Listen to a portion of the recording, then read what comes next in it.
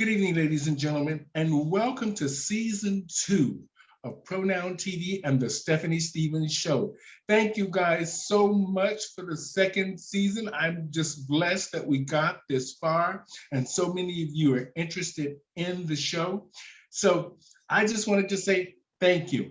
Thank you to all the people on TikTok, YouTube, Instagram, and Twitter that made this happen.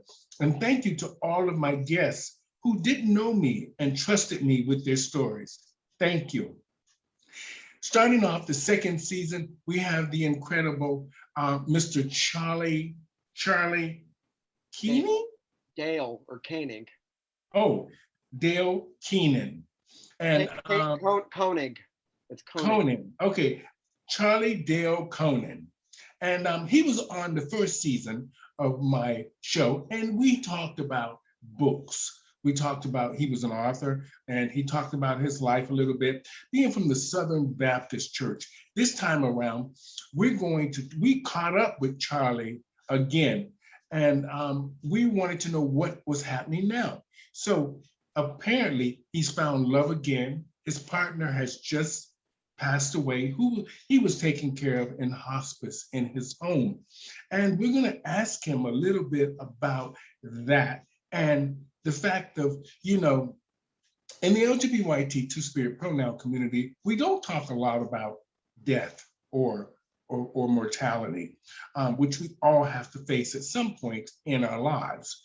But tonight, me and Charlie, we talked a little bit about it. So we're going to discuss the passing of his longtime partner.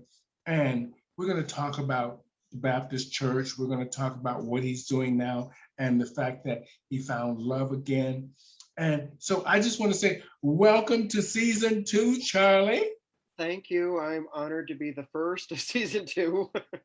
Well, yeah, okay. We're going to line it up. So we'll see how it all falls into place. We have 150 shows to do between now and September. You're going to be busy. Yeah, I know. We're blessed. I'm blessed just to have met you, and the fact that you stuck around and the fact that you trust me with your stories and conversation. I'm blessed. So thank you, sir. Well, thank you. Now, I want to just let me get your name right. Charlie Dale Koenig. Koenig. Koenig. Okay. Now, where are you actually from? We live in a small town named Canal Fulton. It's about 10 minutes away from Canton and the Football Hall of Fame. It's a small suburb, and that is about 40 minutes south of Cleveland. Okay, I can hardly hear you. So I'm sorry. Sorry. It's okay. So let's talk. First of all, how do you identify? She always tells me I forget to ask that, so I'm gonna make sure I get that out of the way first. Well, gay, and I have for a long time. Like yourself, I'm a long-time professional drag queen. So of course I am comfortable with she or her or they or them. I haven't really sat with pronouns yet. But it's very fluid, so I'm open to whatever you call me, and as my grandma used to say, as long as you call me, I don't care. Okay, so what I want to talk about today is a couple of things. I want to talk about the fact that your partner of how many years? 18 years has just passed away, and you took care of him in hospice in your home. And correct, since October of last year. Okay. What was the issue? The big issue was asthma, COPD, emphysema, chronic lung disease, and that's what he died from technically. There were other issues above and beyond that, because Jim was 80. He was 80. Well, 79. I take that back. He was 79, and I'm only 55. Well, that's a long life. It is a very long life. So you were blessed. Yes, I was, and to have 18 years, very blessed. This is the third relationship and the third loss. Mm-hmm. So now, how old are you? 55. Okay.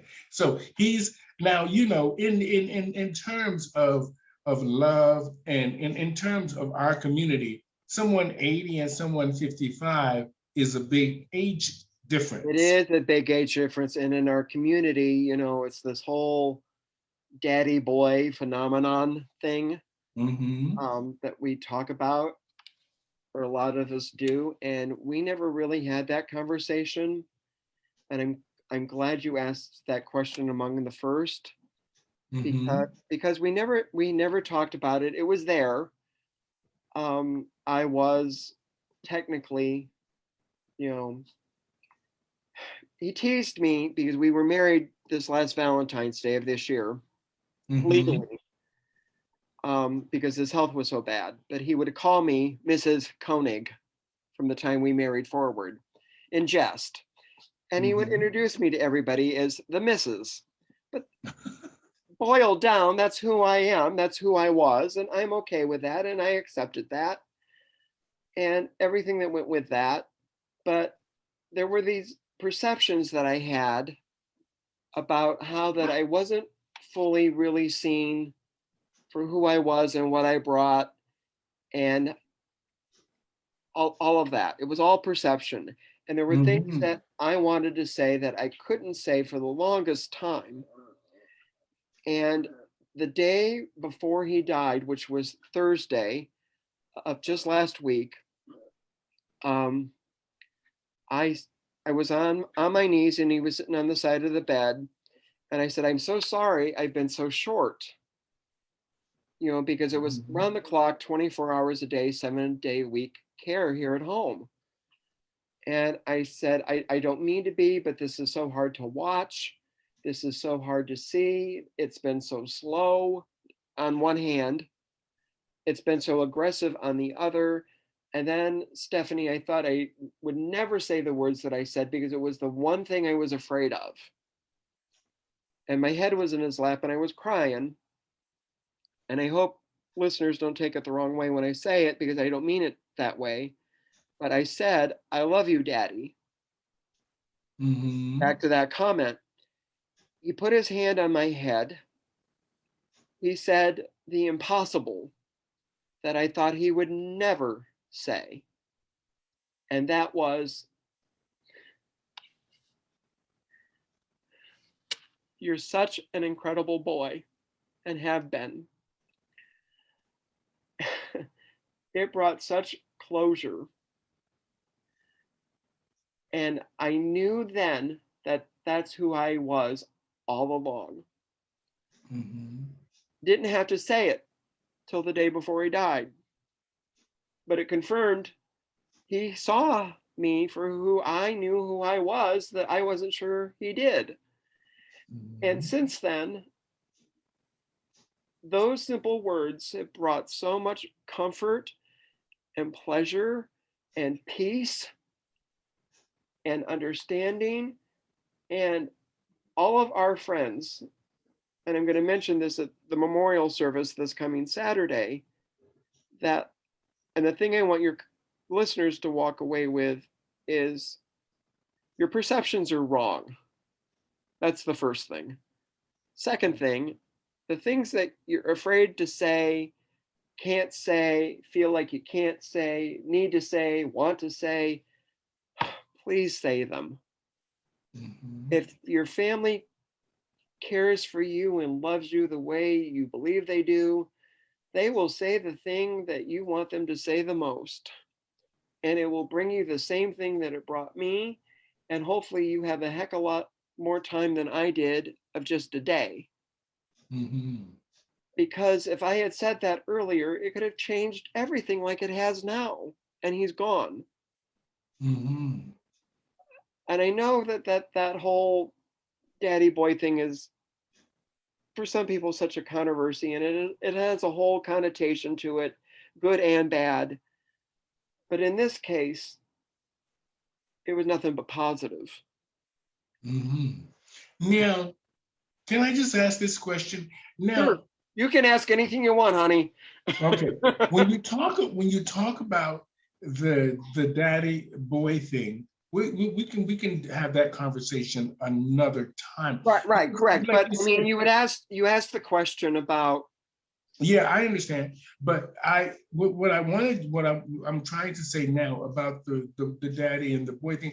I understand that being part of the LGBTQ community, but like you said, a lot of people in the world Don't. wouldn't understand that, Right. and And that's a but different conversation. yeah, that's for Very. another one down the road. Right. We'll try to come up with a panel of people and discuss that. I only brought it up because it brought so much comfort and joy Mhm. I having understand. I understand. It having made that. you at ease and it made things Yes. more comfortable for you, and I understand. Right. Now, And that our fears are really just that. And if we could confront those, whatever they are, whether it's your mother or your father or your children or grandchildren or whoever, we need to say we love them and how deeply. And I'm reminded since Jim passed away, if you've read Toni Morrison's book, Beloved, there's this mhm, line that thin love ain't love at all. mhm. And to Yeah, love thickly, love thick. mhm. And that's what Now, we had.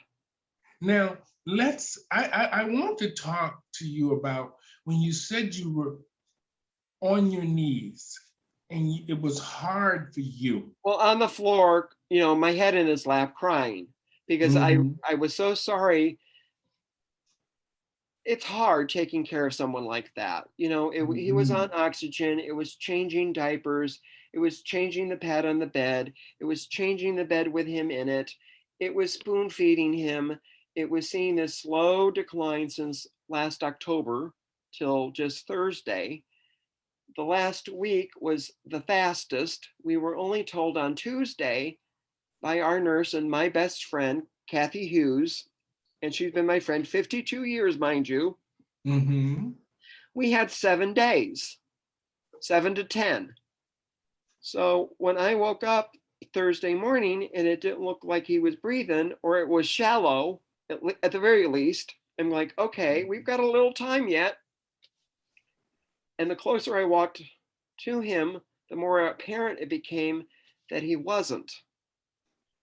So when I realized that he had passed away, it was still such a shock. I mean, no matter how prepared you think you are, you never are. mhm. And It must be, I mean, it must be very difficult it to is. take care of someone that you love Well, and they're in this. and for 10 months, Mhm. 10 months. The Now, last two of it, 24 hours a day, 7 days a week. In mhm, that last 2 weeks, it was about I was up awake because he was waking me up about every 2 hours because there was a baby monitor by the hospital bed and one in our master bedroom not that far away. But those mhm, last 3 days, I didn't even sleep in our bed.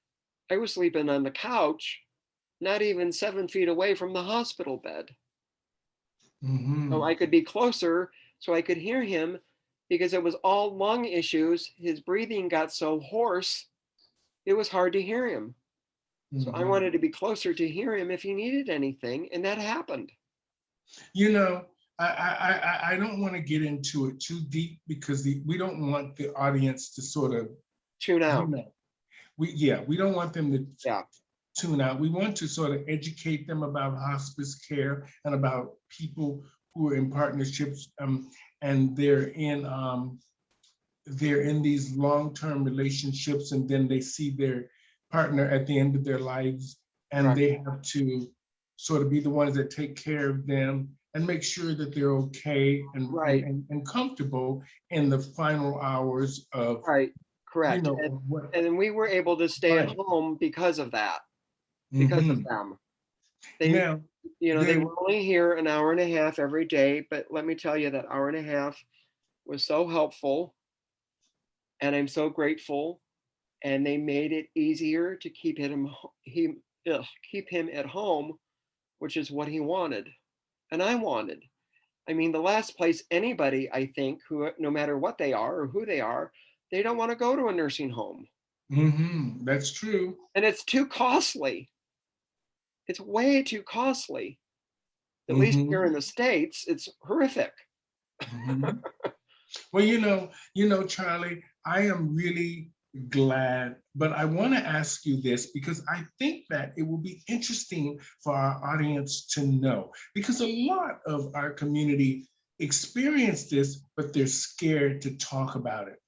You know, I say this in all fairness. When my parents were, mainly with my father, because I was the youngest and I was really close to my parents, but I was really close to my father in a sense of he was always talking to me, always trying to guide me. Always, and when he was dying, we were all there, and he had had this massive heart attack, and the doctors told us he's not gonna come out of this. And I could, when I was there, he was holding my hand, and I could feel the power. I don't know. I could feel something from him. And then when he passed away, I knew right away. Mm-hmm. I felt it, and it was the strangest thing that I know I can understand what you're feeling in a sense of losing someone that you care about and that you love and that you had a connection with for so long. Mm-hmm. How did it feel when you knew that he was gone? How did you feel? I mean, were you sitting right there? No, I gave him his medication Wednesday night to help the breathing and make him comfortable. He was resting at that point, and of course, the medication makes you groggy and sleepy, but it also prevented these coughing spells and wheezing Mhm. spells, and they would last for hours. And he would get very agitated, and it was very difficult, and it was very painful to watch. So I gave that to him at 8 o'clock in the evening on Wednesday. Mhm. I went lay down on the couch, and I was asleep by 9 o'clock. I woke up like 6:18 in the morning. By the time I got over to the bed, it was maybe 6:20. Felt, my finger under his nose, and he wasn't breathing. Put my hand on top of his, and he was ice cold. So I called, again, our best friend and my best friend and our nurse. And I'm like, Kathy, I think he's dead. He's not breathing. He's ice cold. She was out of the house and had pronounced him dead at 7:15. Mhm. And that was very hard. And there was a small, very small sense of relief because he wasn't suffering. Mhm. But it was more like, okay, what am I going to do now? I can't believe he's gone. This has gone on for 10 months. We didn't even have the 10 days I had been told we might have.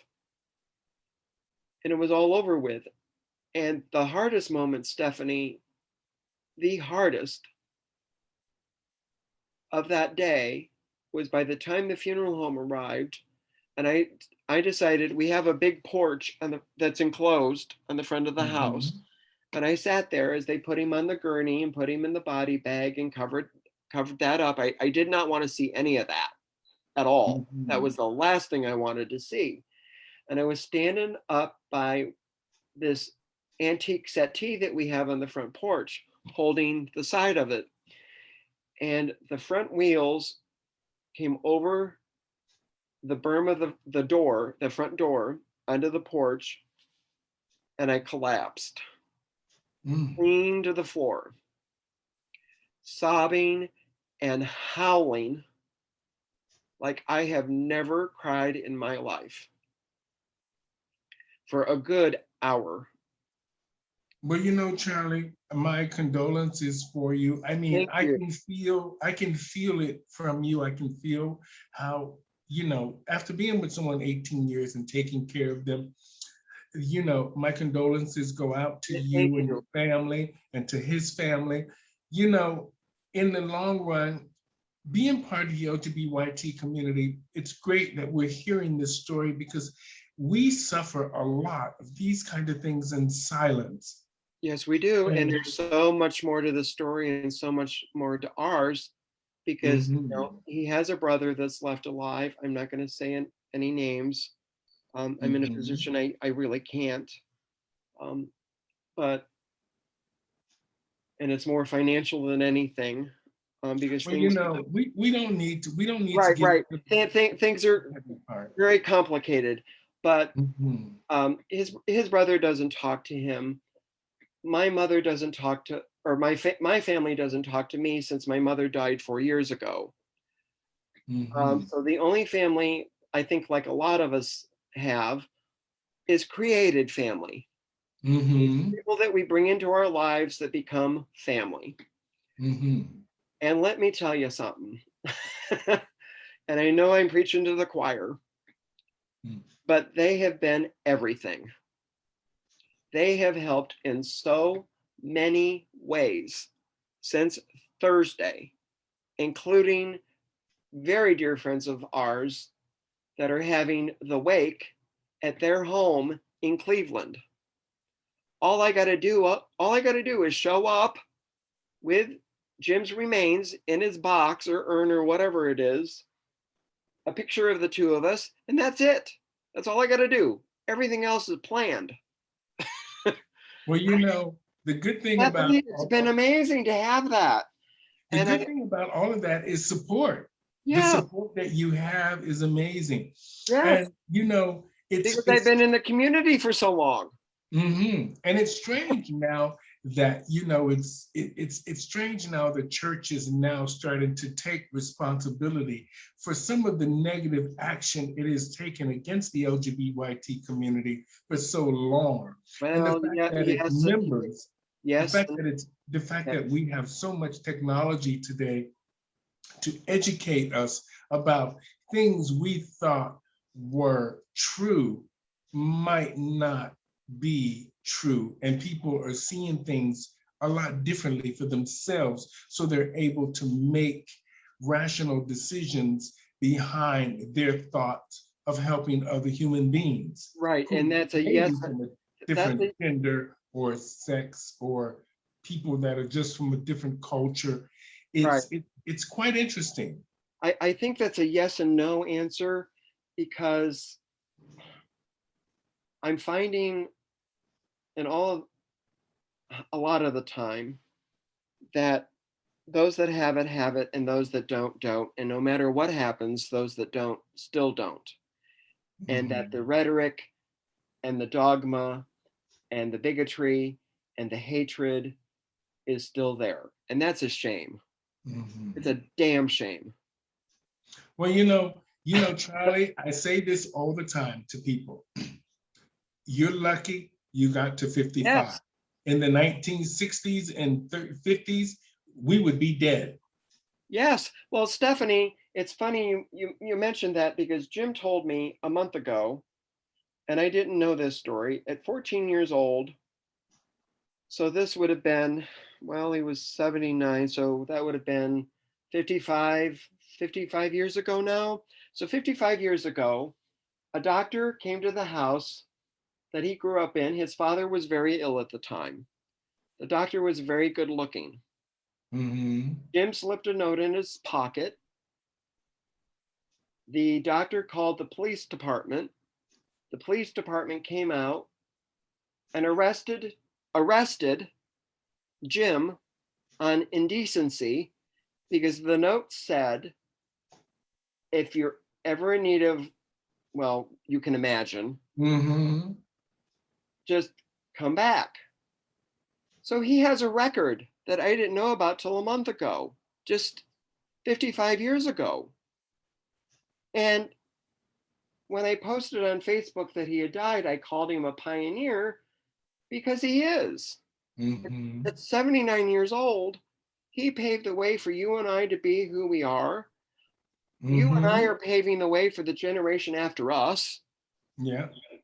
that generation is paving the one for after them. And what I'm finding is our stories, other than you, a lot of them are being lost. Mm-hmm. And we need to tell those stories somehow.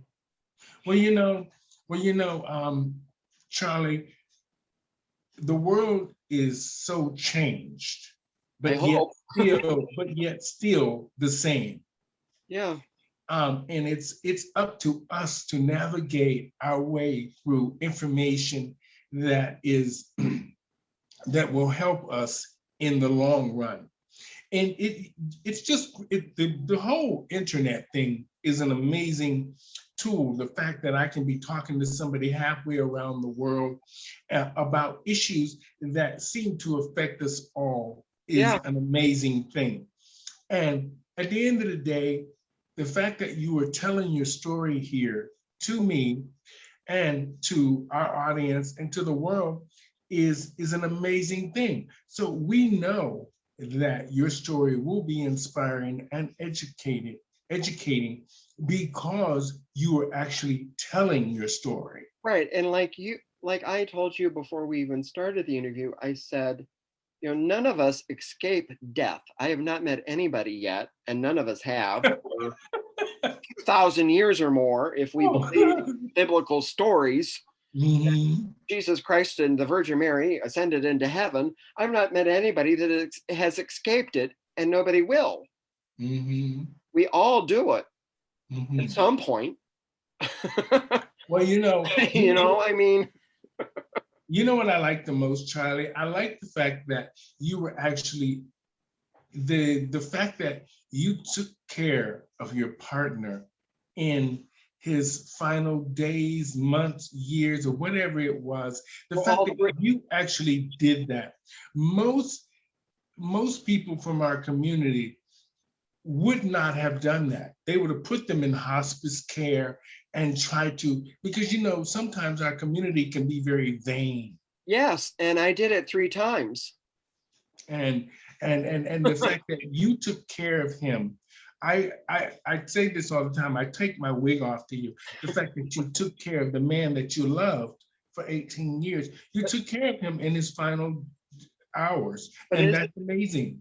But isn't that what love is all about? Mm-hmm. Or should be? And that I've done it now 3 times. I mean, you were lucky you did it 3 times. Thank God I haven't had to do it. I haven't had to do it once. I buried one of my very close friends. His name was Reggie. He was like my first roommate that I had when I was going to school in Fort Lauderdale. And I miss him every day because he was just special. And we weren't lovers. We were just really good friends. Right. And he kept saying to me, one day you're going to do great things. And I was like, and you should have saw my room. I had a little table, a little lamp, and a twin bed. And I thought, I'm going to do great things. Look at this room. And to this day, I think about Reggie a lot. But I think I think for our community, so many of us have lost so many to AIDS, depending on our age bracket. You and I have lost so many people to that darn disease. Oh my God! And at least this time around, it was lung problems and age problems. It was not AIDS, so it was very different. It's a wonderful thing, the advancement of HIV treatments these days. It's an amazing thing, and we all need to be thankful to God. Oh, I am. I mean, not just, you, other people around the world, we all should be thankful that we have these treatments to make sure people can live better and healthier lives, still contribute to society, and still live a normal life. Yes, and it's a little painful having Jim die in July, because July 16th was my 30th anniversary living with AIDS. Mm-hmm. So, and he wasn't even gone 2 weeks later. So it's a little hard. And then July is also the day, well, July 1st, 18 years ago, was the day we moved in together. So it's a little hard. But it was his, Charlie, let me say this it was his time. Let me just say this for you. It's remarkable that you survived 30 years with AIDS. Yes, I know that. I have a friend that has survived now 38 years. And I say to him all the time, you're blessed. You're blessed the fact that you did something earlier on in your life that is why you're here today. Not just for the advancement of HIV treatments, the fact that you actually took responsibility for your life and you wanted to live. Right. And I think for him and I both that there's still something major to do. Don't know what that is, but by God, I'm going to figure it out. Well, I have that show coming up within this season where we talk about with a group of people about where they are with their treatments, how long they have lived with AIDS or HIV, and we're going to have that conversation. It would be great to have you sit in on the panel. I would love to. We can talk about that. I just wanted to say, I take my wig off to you for taking care of your lover after 18 years. I mean, your partner, and taking care of him in his final hours. I know it's hurtful, but the fact that you took responsibility for taking care of the man that you loved and the person that you cared about, and regardless of what happens after the funeral, it's what happened while he was alive, and you took care of him until his right. And for Jim, all he had was a few friends that are the same age he was. So all he had really to take care of him was me. And without me, Lord knows what would have happened. Lord knows. It's good that we don't have to think about what would. Right, exactly. The fact that things are going good for you, the church stepped in to help you, regardless of how some of the members probably feel about the LGBT two-spirit pronoun community, and the fact that your friends in Ohio stepped up, to Cleveland stepped up to do the wake, to take some of the burden off of you, to show their support and to show you that they care. This is an amazing thing. Yeah, I cannot be more grateful. Cannot be. And the fact that you will find love again, and life will go on, and Jim will not just be have been a part of your life. He will be a memory until the day that you leave this planet as well. And the fact that you had 18 years, whether they were good, bad, up and down, because this is a relationship, the fact that you guys lasted that long and he was in your life is an amazing thing. I wish I can get that. Somebody that can be with me 18 years. Honey, you'll find it. You'll find it. I tell people all the time, even my sister, who's just really ridiculous. She's been married for like 40 years and she's really ridiculous. And, but she always says to me, you love money. That's all you care about. So we know you're not going to be trying to get no man, because I can get it's easy to find a man, but for somebody to love you, and when you're successful, and it takes real work. It takes real commitment. It takes real energy. It takes compromise. It takes love. It takes sacrifice. It takes work.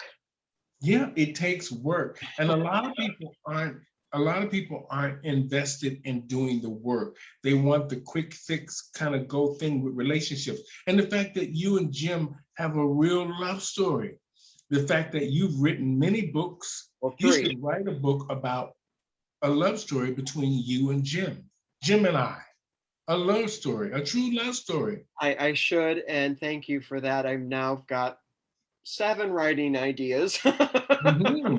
See? And I want to say thank you, 3 that I'm actively working on. I want to say thank you today for being on the show. They want me to keep the shows under 40 minutes.